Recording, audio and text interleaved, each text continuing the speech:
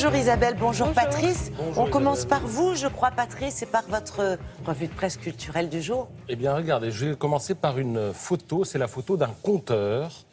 Regardez ça, c'est le compteur d'une voiture particulière. Est-ce que ça vous dit quelque chose? Il s'agit du compteur de la voiture DeLorean, la voiture de retour vers le futur, Ah oui. qui permet d'explorer le temps. Alors, dans l'épisode 2, fabuleux, qui date d'il y a 30 ans, Oui. on était propulsé en 2015. Et ça tombe pas si mal que ça, parce que 2015, nous y sommes, et ça explique donc la une de Libération qui se demande si le futur 2015, tient mais ses oui, c'est promesses. vrai, ça paraissait, Oui, c'est aujourd'hui. Non, mais c'est aujourd'hui, oui. Alors la question, d'où la une de Libé, qui se demande si le futur, en fait, tient ses promesses.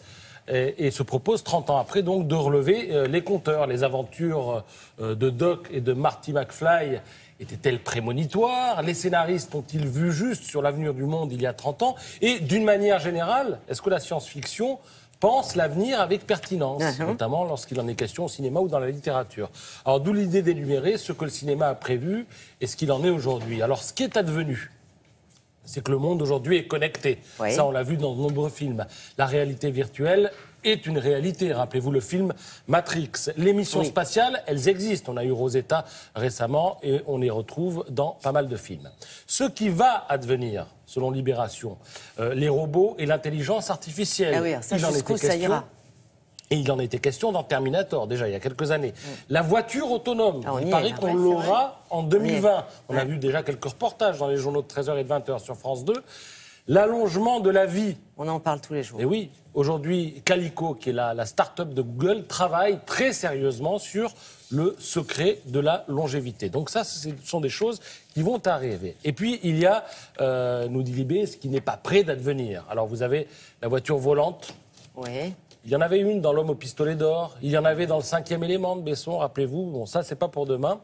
La colonisation de Mars. Il va falloir attendre un peu, peut-être. Oui, alors on va la revoir au cinéma très bientôt. Donc, dès mercredi, d'ailleurs, on verra Matt Damon cultiver des patates dans sa base extraterrestre. Le film s'intitule Seul sur Mars. Ouais. La NASA dit qu'en 2030, on pourrait aller sur Mars, mais d'après Libération, ça reste quand même très compliqué. Il faudrait faire décoller de la Terre un vaisseau qui sera beaucoup trop lourd, ou alors le faire décoller en plusieurs morceaux, ensuite remettre ces morceaux ensemble, et ensuite C'est pas essayer... encore au point, quoi. Oui, il faut atterrir sur Mars où il n'y a pas d'atmosphère, donc sans se casser la figure, ça a l'air assez compliqué. Puis ensuite, sur place, il faut boire, il faut respirer, bon, il y a du boulot. Bien sûr. Et puis, vous avez la téléportation d'êtres humains. Ça non plus, c'est pas près d'arriver, même s'il en était question dans Star Trek. Et puis vous avez aussi le stockage de la personnalité. Il en était question dans un film intitulé Le cycle du centre galactique. Voilà, donc Libération énumère tout ce qui n'est pas près d'advenir. Il y a aussi la traversée de la galaxie en un éclair. Il en était question dans le film Dune, mais il faudrait qu'on se déplace plus vite que la lumière. Donc c'est passionnant. Il y en a 4 pages ce matin. Pas gagné encore. Dans Libération. C'est un choix éditorial très précis qu'a fait Libération ce matin. Pour terminer, je voudrais quand même signaler qu'il y a de multiples hommages à Danielle Delorme ce matin. Danielle Delorme nous a Disparue quittés hier, je crois. hier. Ouais. Elle avait 89 ans. Le plus bel hommage est peut-être dans le Figaro.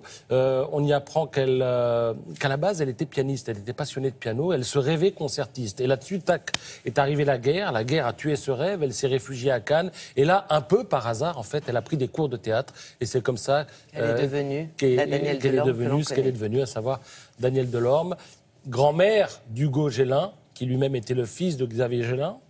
Et pourquoi je cite Hugo Gélin? C'est parce qu'il va reprendre le flambeau, il assure la relève, parce que Danielle Delorme était aussi productrice de films et de documentaires. C'est Hugo, le petit-fils, qui va se charger de perpétuer ce travail. La boucle est bouclée. Merci beaucoup, Patrice. Nous allons retrouver Laura avec une application qui aide, paraît-il, à lutter contre l'exclusion et le gaspillage, Laura. Oui, une application que je vous recommande de télécharger qui s'appelle Homeless Plus. Son principe est simple, il géolocalise toutes les personnes, les sans-abri qui ont besoin de vous. Donc il suffit de vous connecter et on vous dit voilà s'ils ont besoin de manger, de vêtements.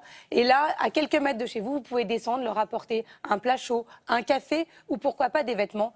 Voilà enfin une application utile, intelligente et bien sûr gratuite. Et bien sûr gratuite, sinon ça ne serait pas du Laura. Voilà.